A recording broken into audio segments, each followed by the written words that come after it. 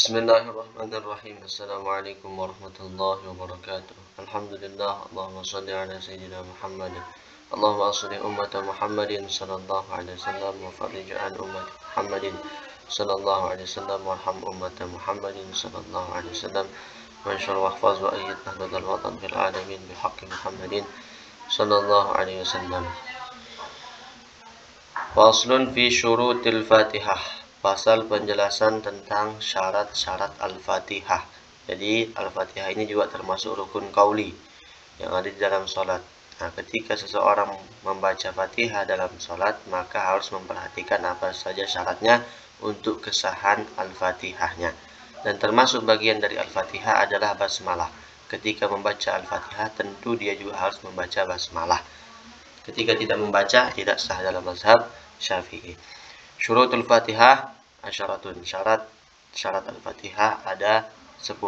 At-tartibu, yang pertama tertib. Artinya harus membaca sesuai dengan urutan yang ada di dalam Al-Quran. Bismillahirrahmanirrahim. Alhamdulillahirabbil alamin, dan seterusnya. Tidak boleh Alhamdulillahirabbil alamin kemudian shiratal ladzina an'amta 'alaihim ghairil maghdubi 'alaihim waladdallin. Walaupun memang tidak merubah makna. Wal muwalatu, mualat, berkesinambungan, tidak terputus di antara membaca ayat satu ke ayat berikutnya. Ukuran tidak terputus itu adalah menarik nafas satu kali.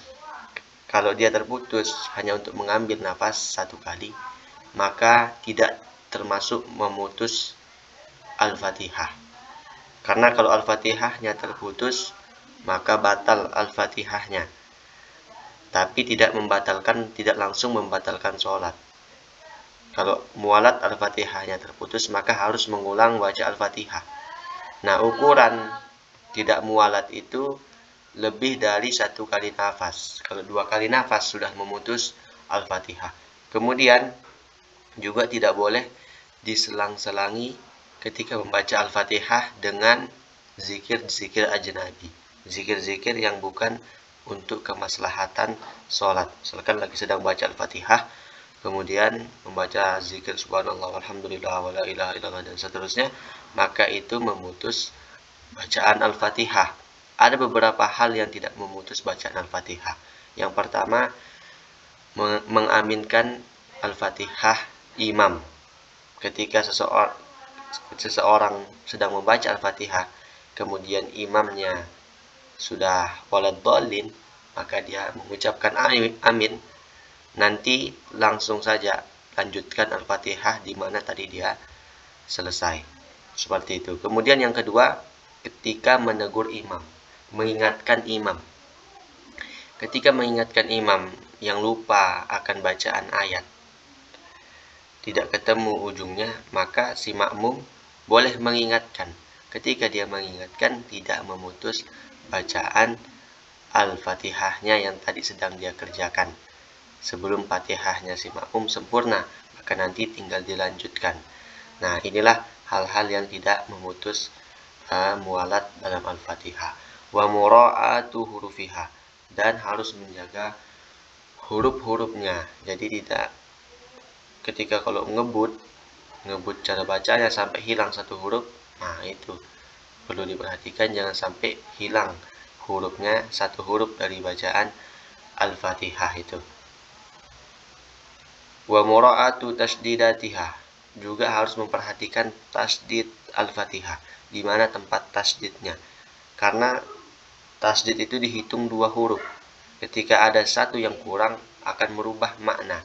Misalkan iyyaka na'budu wa iyyaka nasta'in, kan iyyaka itu ada tasdidnya. Kalau dia baca iyyaka, maka nanti sudah merubah maknanya. Nanti menyembah matahari, masa gitu menyembah matahari kan kayak seperti itu. Wa alla yaskuta saktatan tawilatan wala qasiratan yaqsidu biha qad al-qiraati. Juga tidak boleh diam yang lama.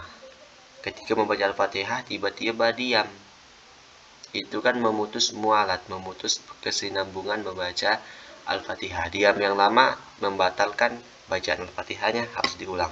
Wala qasiratan yaqsidu biha qad al-qiraah, dan juga tidak boleh diam sebentar.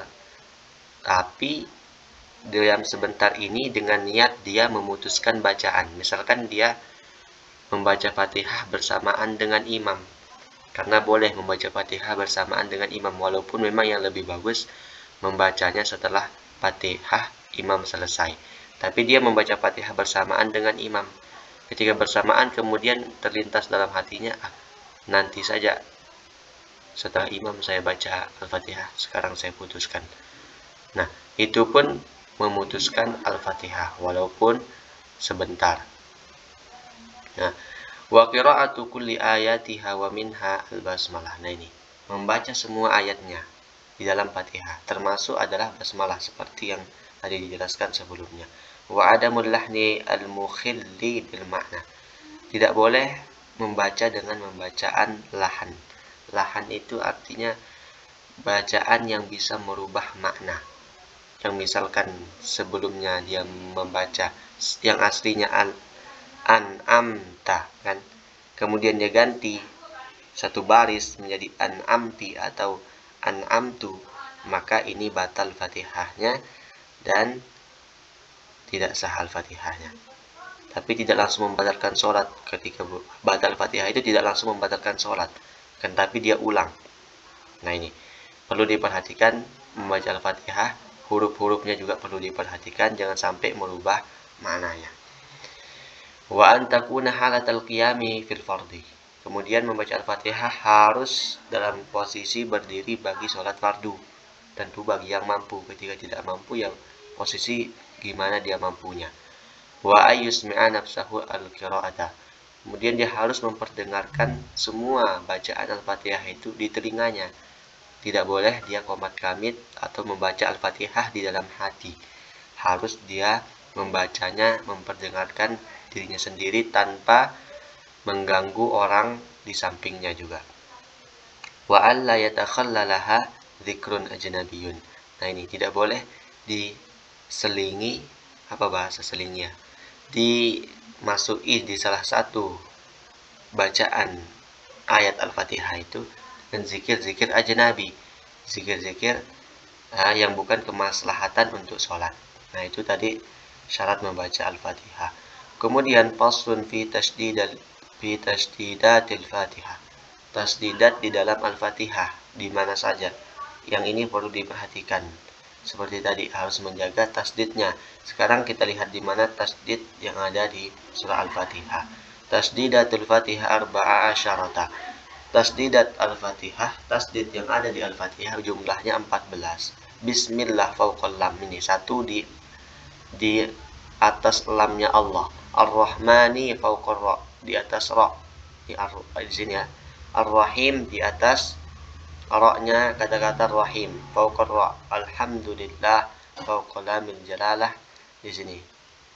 Rabbil alamin fauqal ba, tinggal dilihat saja. Ar-Rahmani fauqar ra. Ar-Rahman di atas huruf ra-nya Ar-Rahman. Ar-Rahim fauqar ra.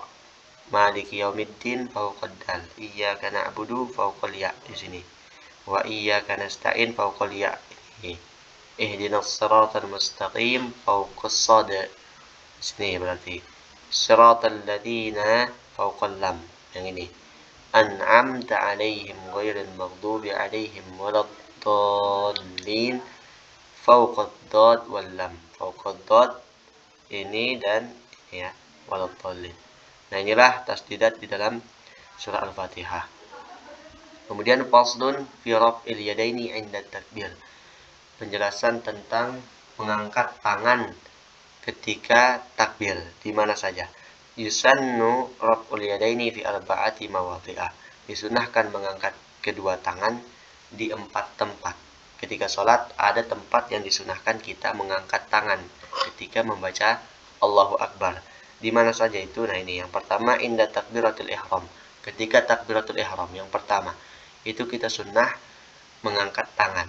Yang wajibnya itu bacaannya ketika angkat tangannya sunnah. Adapun cara mengangkat tangannya berbeda-beda. Intinya semuanya benar. Bisa sejajar dengan telinga dan bahu, ada yang sejajar dengan bahunya juga. Intinya itu semua adalah sunnah. Wa indar ruku', kemudian ketika ruku. Ketika ruku Allahu Akbar, sunnah mengangkat tangannya. Wa indal i'tidal, ketika bangun dari ruku. Ketika i'tidal, maka mengangkat tangannya. Wa indal qiyami minat tasyahhudil awal, ketika berdiri daripada duduk tasyahud awal. Ketika dia tasyahud awal kemudian berdiri, maka disunahkan mengangkat kedua tangannya. Ada sedikit kaidah yang mengatakan setiap berdiri yang didahului dengan duduk maka disunahkan mengangkat tangannya. Misalkan ada orang masbuk mengikuti imam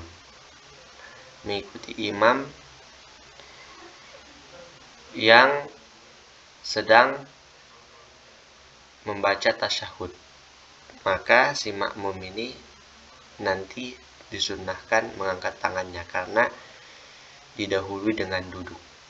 Tapi di dalam beberapa kitab, termasuk kitab Fathul Mu'in, baru sunnah mengangkat tangan ketika itu juga bagian dari tasyahudnya dia. Kalau bukan, maka tidak disunahkan. Ngerti ya? Seperti itu. Ada penjelasan di kitab Fathul Mu'in. Faslun fi syuruti as-sujud. Ini. Habiskan ya sedikit ya. Syarat-syarat sujud. Syurutus sujud sab'atun. Syarat-syarat sujud ada 7. Ayyasjuda ala sab'ati a'ta'in. Dia harus sujud di atas anggota sujud yang 7. Sudah kemarin, jidat, kedua tangan, kedua lutut, ujung jemari kaki.